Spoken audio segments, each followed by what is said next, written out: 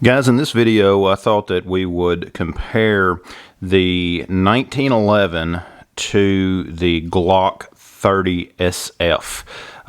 In front of me here, I have my Kimber Raptor Pro Carry 2, and this is an absolutely beautiful gun. This is one that I have had for quite some time. If you go back on my channel, you will see a few videos on this particular gun. This is a very fun gun to shoot. Features ambi safety. It has just some absolutely beautiful design as far as the way that it looks, the grips, the way that the slide serrations are cut.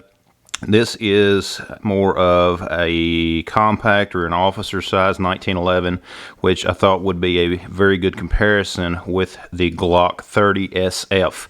Now, this gun is one that I have had for many years as well. This is a 45 ACP Glock. This is something that is very similar in size to the Glock 19, and I know some folks will say that it is just an S, which, you know, I've had people comment before on previous videos, and just to show you guys, this is the case that it came in, and you can see that it is, if I can get it to focus, the SF model, which is the same. You know, on the slide it is stamped as a 30S, but it is an SF, which means that the slide is slightly smaller than the standard Glock 30.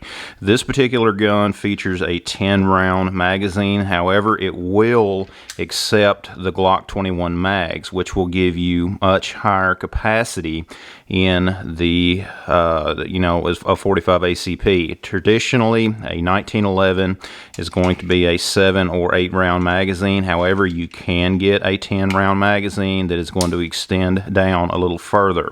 Now, these guns are both a representative of a very popular carry size firearm.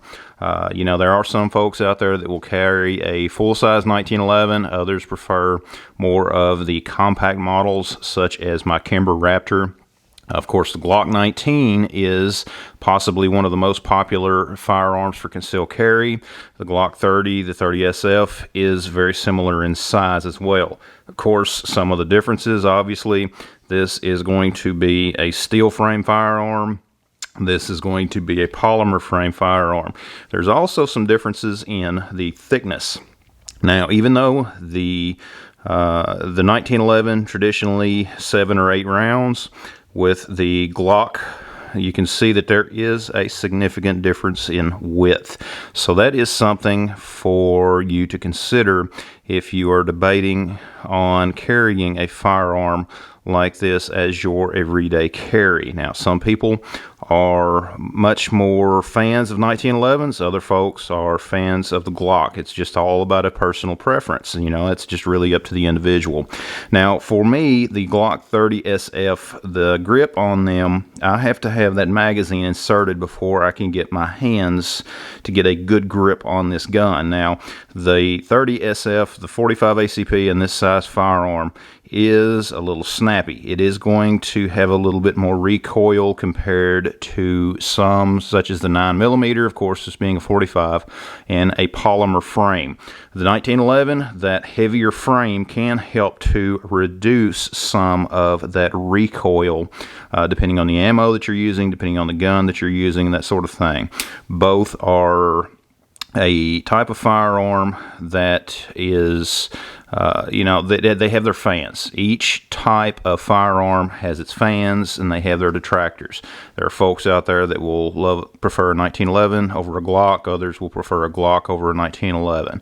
This is a personal choice. It is something that you need to remember about any firearm if you are going to choose it for concealed carry, is you need to get it out to the range and you need to shoot it, okay?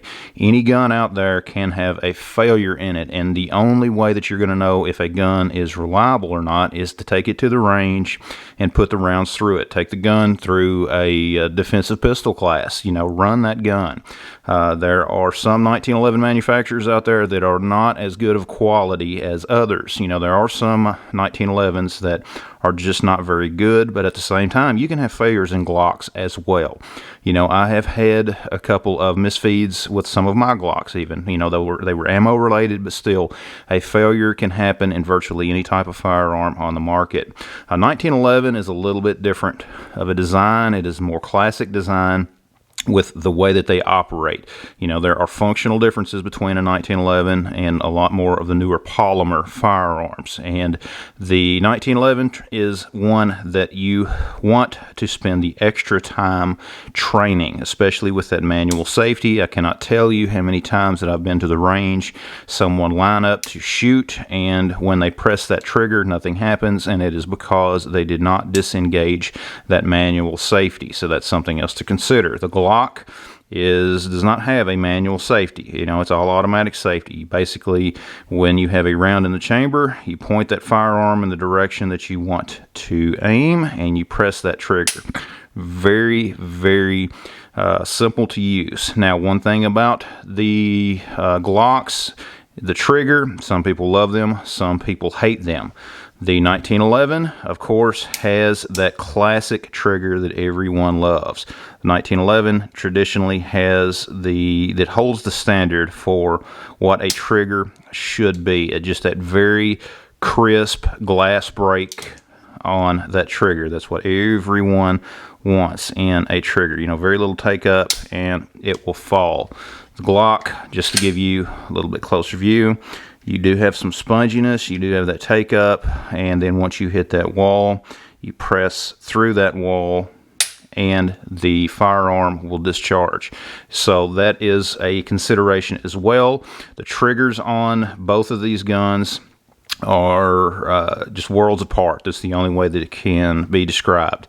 You know, but each their own. You know, the trigger on the 1911, if it is a good trigger, can help with your accuracy, having that crisp break, that very short trigger. However, with practice, with training, the Glock trigger, you can become very proficient at that as well.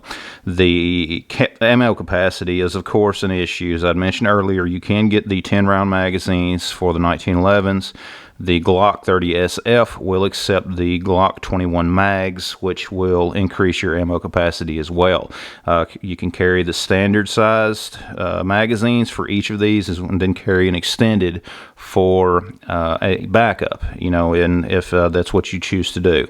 But it is a matter of personal choice. It is a matter of what your capabilities are with your firearms, and this is just a little bit of comparison between the two.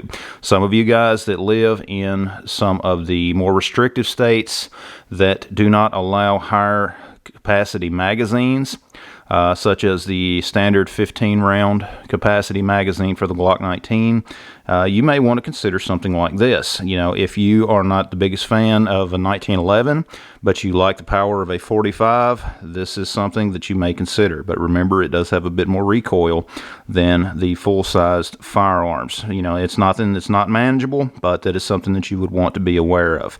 Again, the 1911 is also a great choice for some of you guys out there in those areas. So it's, again, a matter of personal choice. Guys, it's just a quick video that I wanted to do to compare these two different genres of firearms. Of course, the classic 1911 and the Glock SF, you know, the 30SF. But, you know, this is just a quick comparison video that I wanted to do. I would love to know your thoughts between these two firearms down in the description below. Just leave me a comment down there and tell me which you think would be your preference. But guys, check out all the links down in the description. Thanks for watching. Be sure to visit my website at boomsticktactical.com, and we'll see you next time.